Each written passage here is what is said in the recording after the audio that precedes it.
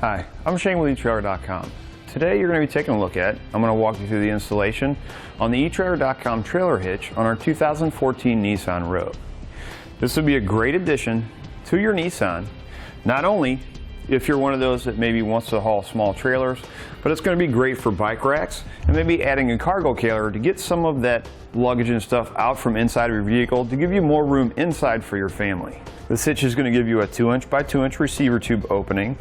We're going to have a reinforced collar, give us a little extra stability there. Hitch pin hole is going to be 5/8 inch in diameter. It's going to take a standard 5/8 hitch pin. Hitch pin and clip does not come with this hitch, however, it can be found here at etrailer.com. We're going to have rolled steel style safety chain loops. You can see the holes are very large, so it's going to accommodate several different size hooks. Another nice thing about this hitch is the finish. It's something that I really like about it. eTrailer goes out of their way on their finish. It is a triple carbide black powder coat, and this is going to separate, this is what separates this hitch away from some of the others. The others may just have a single coat.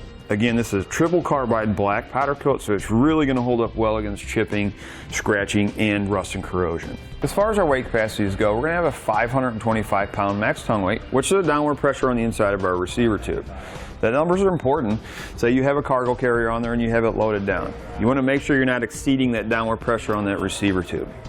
As far as our trailer towing capacity, it's going to be 3,500 pounds. So that's trailer plus a load included. So maybe you have a small boat or maybe a small trailer. Again, trailer plus load included. I always recommend you never want to exceed the total carrying capacity or total towing capacity of your Nissan Rogue.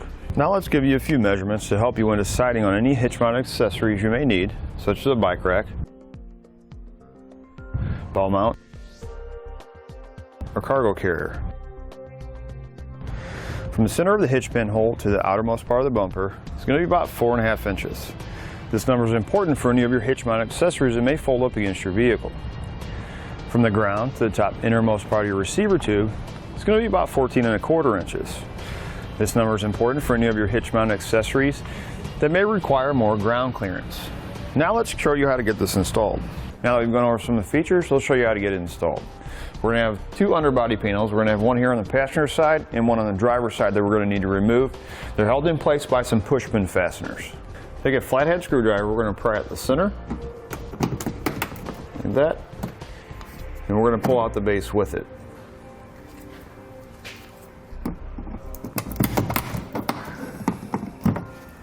And then right back here, we're going to have a plastic Phillips head screw.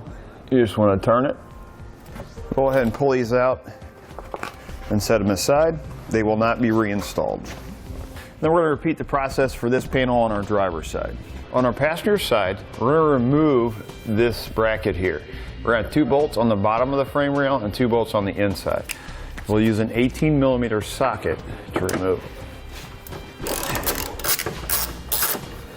For our passenger side, these 2 holes were on the bottom of the frame rail that removed our factory hardware. These are the 2 holes we're going to be using for our hitch. So what we want to do is we're going to take our hardware that comes with our hitch. We want to make sure, even though these had bolts in them, we would just want to take our bolt, screw it up in there, just to make sure we don't have anything in the threads. We're going to do the same thing on the driver's side. So if you notice here on our driver's side, we're going to use these 2 and this one. You'll notice they're a little bit rusty around the edges. That's because they're open to the elements. So we're going to need to clean those out before we insert our hardware. We're going to start with some spray lubricant and a tube brush.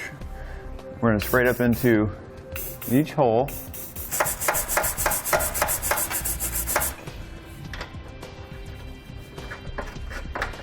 And that's what we want right there.